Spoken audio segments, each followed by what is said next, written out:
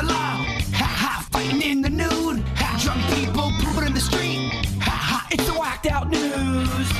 So many people on meth. Ow!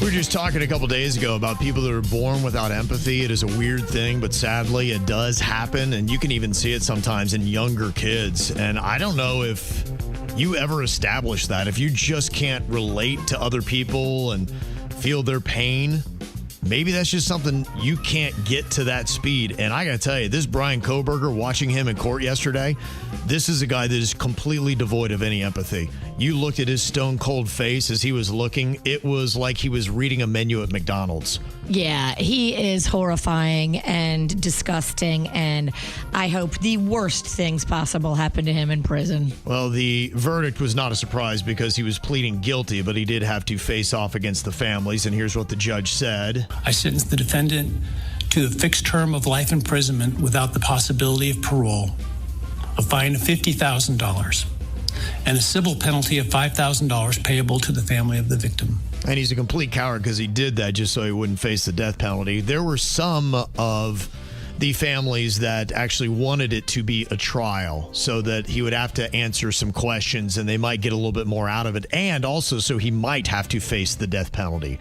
I also heard them say, you know what, by giving him that kind of power, he knows he's got that power. He's got something you want, and they are just sick of dealing with this sick ass. Yeah, the families were mixed on what they wanted, but I think in the end, this is better for everybody, just because you don't want to have to go through the gruesome details. You don't want to have to sit in court and listen to what happened. Well, he wants the attention. Of course this guy he does. He wants the interviews. He wants to be a star. Yes, he does.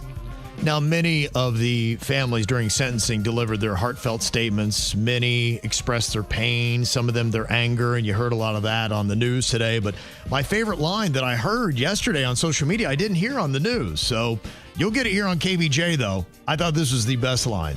Quick message from our youngest daughter. Aubrey wanted to say, you may have received A's in high school and college, but you're going to be getting big D's in prison.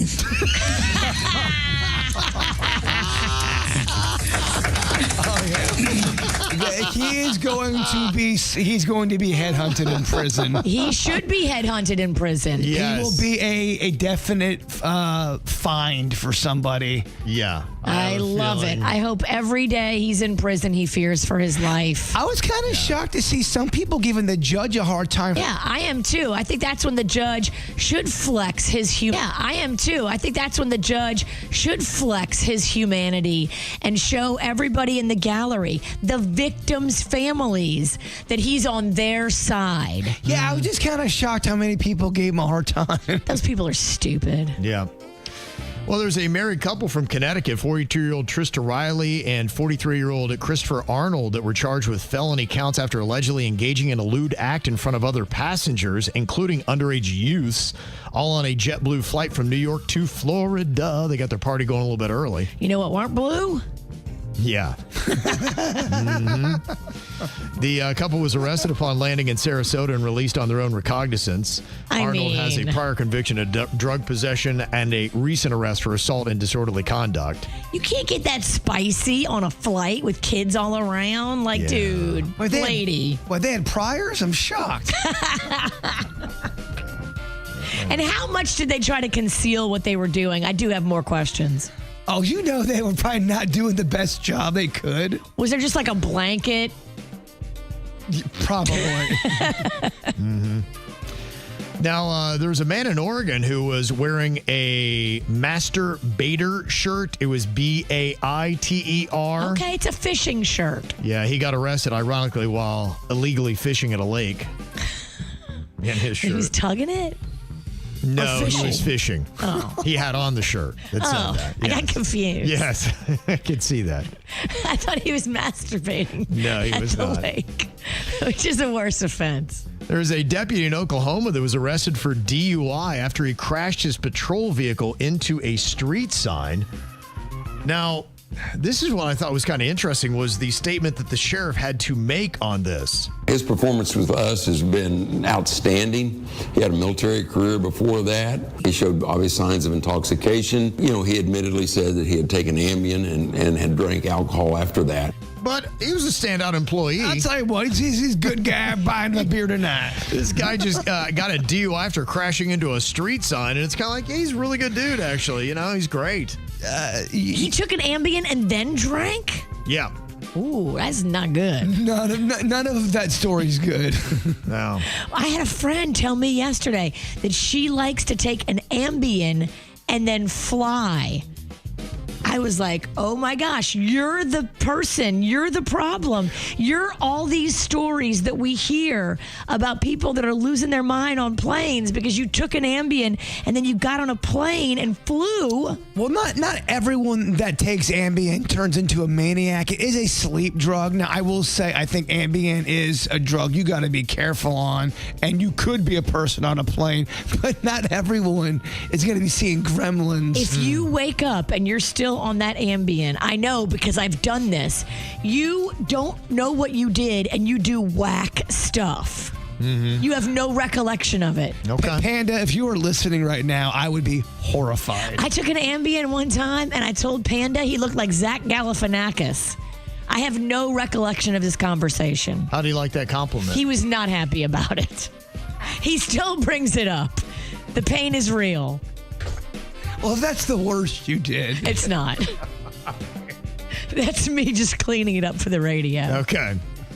Well, there's an 18-year-old man that got arrested in Fayetteville, North Carolina after he dramatically crashed a stolen car into a church and then fled the scene. It looked like he was going 1,000 miles an hour. How he didn't go back in time, I have no idea. Because his car was just a flash, and he went right up through, and you could even see. It's amazing with so many cameras now. We get everything in life documented. You can see him driving right through the front of the church, but you got a shot also from the parking lot. Oh, my of him coming in hot, and then right through the doors. And then they tried to take off running, but somehow they caught up with him. How far did the car get into the church? It just went in through the doorway. Wow. But it was crashing through trees and everything else in the parking lot on its way getting there. Wow. It was insane. I don't know how fast they were going. No one got hurt? No, I don't think so. Thank goodness. You know why? Because Jesus took the wheel. It's a miracle. That's right. There's a potential home buyer that inadvertently discovered the skeletal remains of a man who had previously been living at the home. Oh, no. You still buy? He was still there? Yeah, he found a skeleton. Why did they? He's like, was somebody here a medical student? They're like, oh, no, that's the previous tenant. He's dead. They missed that? Y'all got to clean up the house a little bit better before you sell it. I mean, come on, guys. Where was he? I hope he was like in the walls or something. No, like if he was like in the tub. No, He's hanging out in the closet or something. They got a problem. They had him watching TV. Oh my gosh. Yeah, pretty crazy, huh? They got a fun viral video out there. It looks like a good time. It's a Roman candle wiffle balls, what they call it. Ooh. And it's what you would think. It's a hitter trying to hit fireballs as they come over home plate. Oh my gosh, I have to do this. Okay, I think so too. Yeah. When? I might want to get you, so you want to hit it with your cane, or you want to wait till you're off that thing? Oh man, I'm already feeling like I'm in my prime again. Okay. He's ready to go. That is the worst idea you've ever come up with. Look at you. Does sound like fun, though, doesn't You it? have no business even stepping near a wiffle ball court, much less all that shenanigans. Got to give a dear old R.I.P. to Moki. He is Burt Reynolds' horse.